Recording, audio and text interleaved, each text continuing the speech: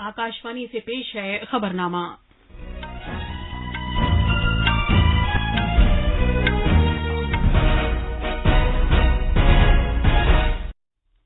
आदाब। खबरनामे के साथ मैं शबाना बेगम। पहले इस वक्त की अहम खबरें। मरकजी वजीर रामविलास पासवान की आखिरी रसूम आज दोपहर पटना में पूरे सरकारी एजाज के साथ अदा की जाएंगी। सभी रियासतों में हुकूमत की तरफ से धान की कुल खरीदारी पिछले साल के मुकाबले 48% ज्यादा की गई है। गोवा में हर देही घर को नल के पानी का कनेक्शन फराहम किया गया है, जिसकी वजह से गोवा मुल्क में हर घर जल वाली रियासत बन गई है। हुकूमत ने माली साल 2018-19 के लिए जीएसटी रिटर्न दाखिल करने की आखिरी तारीख में इजाफा करके इसे 31 अक्टूबर कर दिया है। भारत का गैर मुल्की ज़र मुबादला अब तक की सबसे ज्यादा ऊंचाई 545 अरब 63 करोड़ 80 लाख डॉलर पर पहुंच गया है। और फ्रेंच ओपन में आज खवातीन के सिंगल्स के फाइनल में अमेरिका की सोफिया केनिन पोलैंड की जवासाल ईगा स्वाइसिक से मुकाबला करेंगी।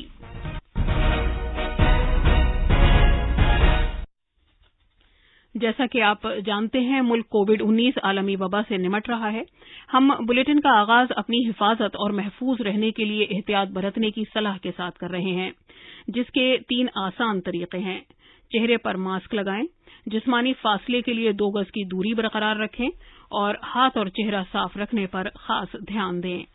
अब खबरें तफसील से। मरकजी वजीर रामविलास पासवान की आखिरी रसूम पटना में आज पूरे सरकारी एजाज के साथ अदा की जाएंगी। उनका जस्द खाकी कल रात बिहार की राजधानी लाया गया था। पासवान का इंतकाल जुमेरात की शाम दिल्ली के एक प्राइवेट अस्पताल में हुआ था। उनके जस्द खाकी को पार्टी हामियों की तरफ से खिराज अकीदत पेश किए जाने के लिए आज सुबह पटना में एलजेपी के सदर दफ्तर में रखा गया है। तफसीलात हमारे नामानिगार से।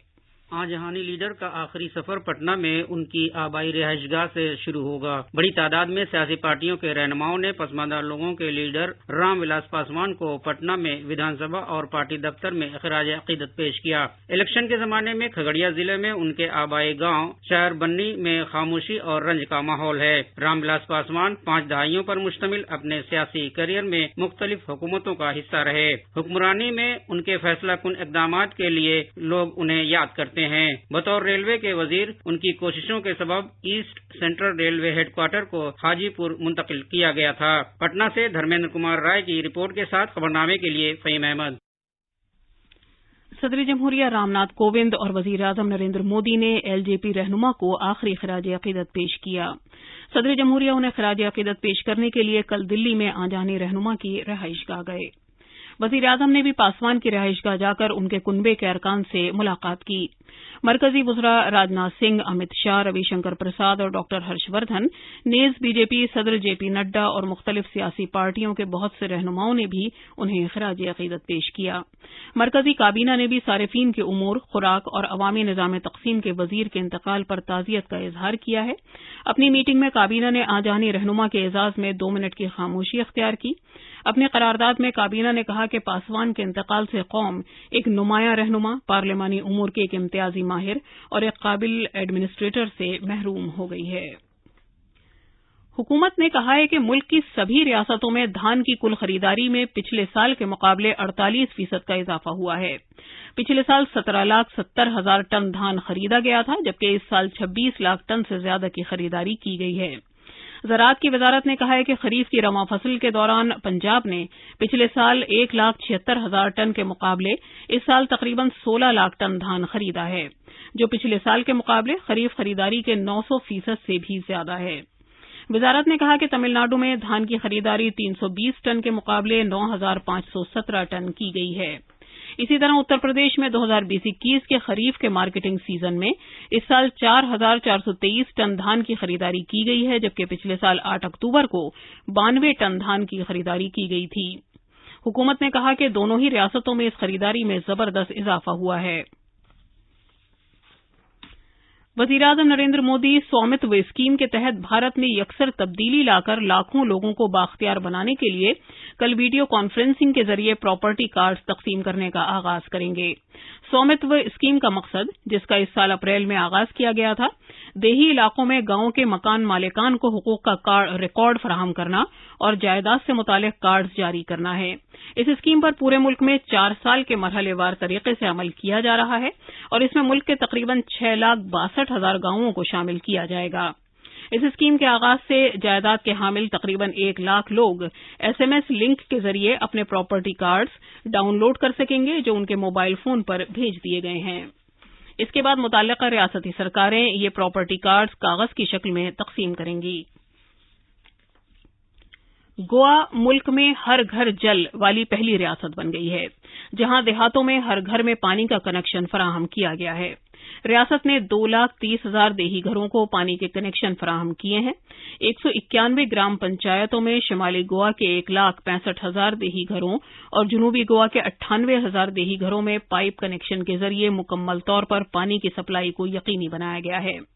جل شکتی کی وزارت کے مطابق گوا کی کامیابی دوسری ریاستوں کے لیے ایک مثال ہے کہ وہ اس کی تقلید کریں اور اس بات کو یقینی بنائیں کہ کووڈ-19 کے دور میں ہر دیہی گھر میں نل کا کنیکشن ہو۔ وزارت نے کہا کہ ریاست اب پانی کی سپلائی کی کارکردگی کی نگرانی کے لیے سینسر پر مبنی سروس کی فراہمی کی نگرانی کے نظام کا منصوبہ بنا رہی ہے۔ یہ خبریں آکاشوانی سے نشر کی جا رہی ہیں۔ حکومت نے مالی سال 2018-19 کے لیے GST کا سالانہ ریٹرن داخل کرنے کی آخری مدت میں 1 مہینے کی توسیع کر دی ہے۔ اب اس کی آخری تاریخ 31 اکتوبر کر دی گئی ہے۔ وزارت خزانہ نے سبھی ٹیکس دہندگان سے درخواست کی ہے کہ وہ اس توسیع شدہ تاریخ سے فائدہ اٹھائیں اور اپنا سالانہ ریٹرن جلد از جلد داخل کریں تاکہ آخری اوقات میں بھیڑ نہ ہو۔ بھارت کے غیر ملکی زر مبادلہ میں 2 اکتوبر کو ختم ہفتے کے دوران 3 ارب 61 کروڑ 80 لاکھ ڈالر کا اضافہ ہوا اور یہ ابھی تک کی سب سے زیادہ اونچائی 545 ارب 63 کروڑ 80 لاکھ ڈالر پر پہنچ گیا۔ غیر ملکی کرنسی کے اثاثوں میں بھی 3 ارب 10 کروڑ 40 لاکھ ڈالر کا اضافہ ہوا اور یہ 503 ارب 4 لاکھ 60 ہزار ڈالر ہو گئے۔ سونے کے ذخیرے میں 48 کروڑ 60 لاکھ ڈالر کا اضافہ ہوا اور یہ ذخیرہ 36 ارب 48 کروڑ 60 لاکھ ڈالر مالیت کا ہو گیا۔ بین الاقوامی مالیاتی فنڈ سے رقم نکالنے کے لیے بھارت کے خصوصی حقوق میں 40 لاکھ ڈالر کا معمولی اضافہ ہوا ہے اور اب 1 ارب 47 کروڑ 60 لاکھ ڈالر کی رقم نکالی جا سکتی ہے، جبکہ IMF میں ریزرو رقم میں بھی 2 کروڑ 30 لاکھ ڈالر کا اضافہ ہوا ہے اور یہ 4 ارب 63 کروڑ 10 لاکھ ڈالر کر دی گئی ہے۔ بینکرز اور مالیات کے ماہرین نے یہ کہتے ہوئے RBI کے پالیسی اعلان کی تعریف کی ہے کہ ریپو ریٹ میں کوئی تبدیلی نہ کیے جانے کا فیصلہ ترقی کے نشانے کو برقرار رکھتے ہوئے افراط زر سے نمٹنے کا ایک موافقانہ طریقہ ہے۔ SBI کے نو مقررہ چیئرمین دنیش کمار کھرا نے کہا کہ RBI اس عمل کا پوری طرح مصداق ہے کہ ترقی کو جلا دینے کے لیے جو کچھ ادا کرنا پڑے۔ HDFC بینک کے چیف اکنامسٹ ابھیک بروہ نے کہا کہ چونکہ افراط زر میں اعتدال پیدا ہوا ہے، لہذا اگر دسمبر میں نہیں تو فروری میں اس شرح میں کمی کا کافی امکان ہے۔ دفاعی تحقیق و ترقی کی تنظیم DRDO نے ملک ہی میں تیار کیے گئے ارتاش کو نشانہ بنا کر وار کرنے والے میزائل رودرم کا کامیاب تجربہ کیا۔ یہ تجربہ کل اوڈیشہ کے ساحل سے کچھ دور ویلر جزیرے پر نصب نشانے پر کیا گیا۔ اس میزائل کو Su-30 MKI جنگی طیارے سے داغا گیا۔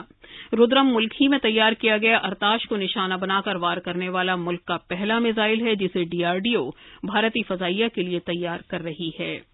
اس میزائل پر دشمن کا راڈار اور مواصلاتی نظام بے اثر رہتا ہے۔ ملک میں گزشتہ 3 ہفتے سے کووڈ کے زیر علاج معاملوں کی تعداد میں لگاتار تیزی سے گراوٹ دیکھی جا رہی ہے۔ کورونا وائرس سے متاثرہ مریضوں کی تعداد 10 لاکھ سے نیچے پر ہی برقرار ہے۔ گزشتہ 24 گھنٹے کے دوران تقریباً 78,000 مریضوں کے صحتیاب ہونے کے ساتھ ہی زیر علاج مریضوں کی تعداد میں مزید 8,93,000 کی کمی ہوئی ہے۔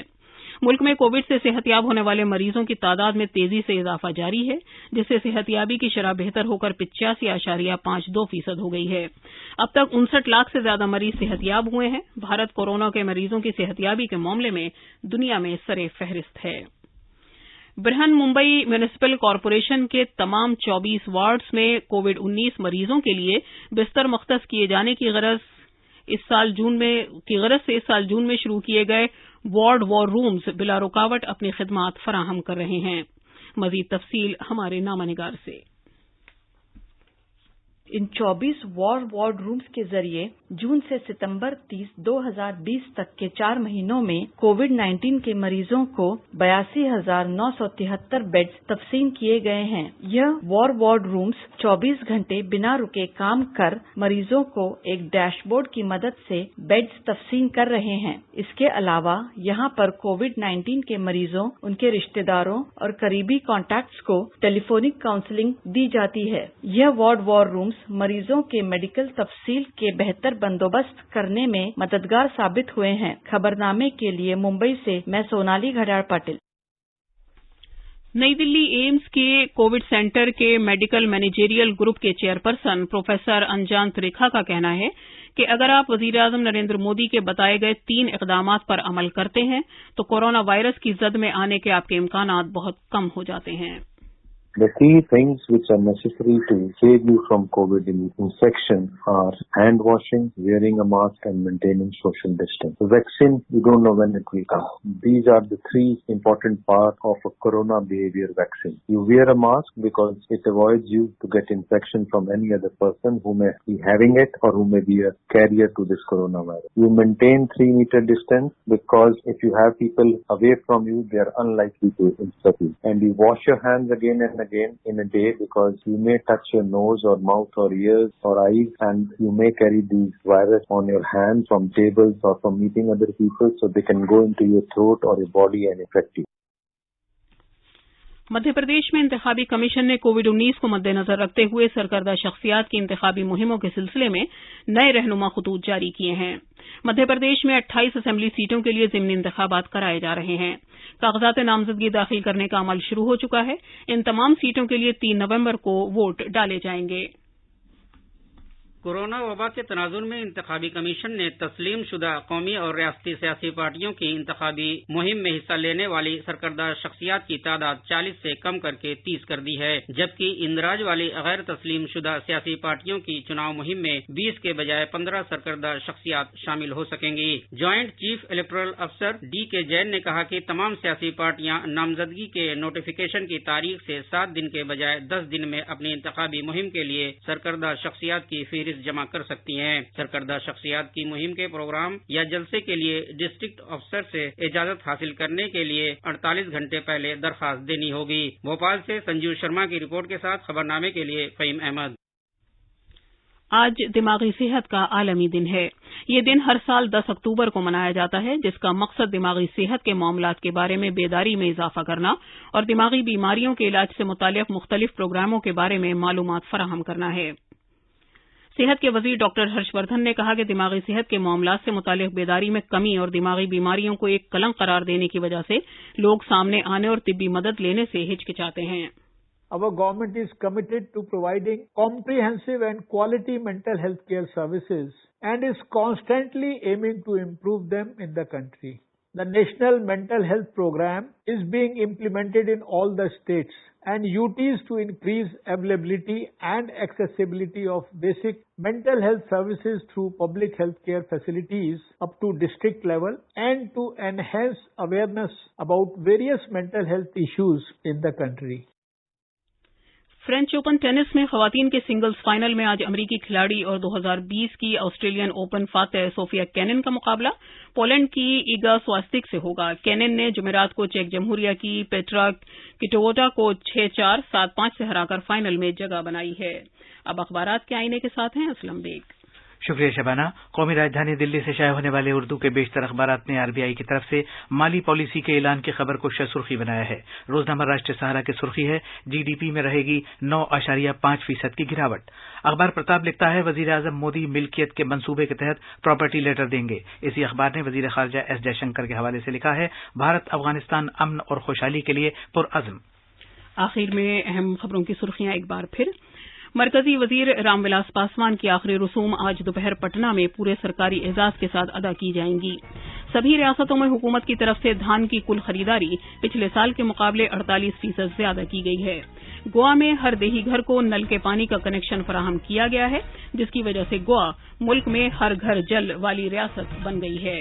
حکومت نے مالی سال 2018-19 کے لیے GST ریٹرن داخل کرنے کی آخری تاریخ میں اضافہ کر کے اسے 31 اکتوبر کر دیا ہے۔ بھارت کا غیر ملکی زر مبادلہ اب تک کی سب سے زیادہ اونچائی 545 ارب 63 کروڑ 80 لاکھ ڈالر پر پہنچ گیا ہے۔ اس کے ساتھ ہی خبرنامہ ختم ہوا۔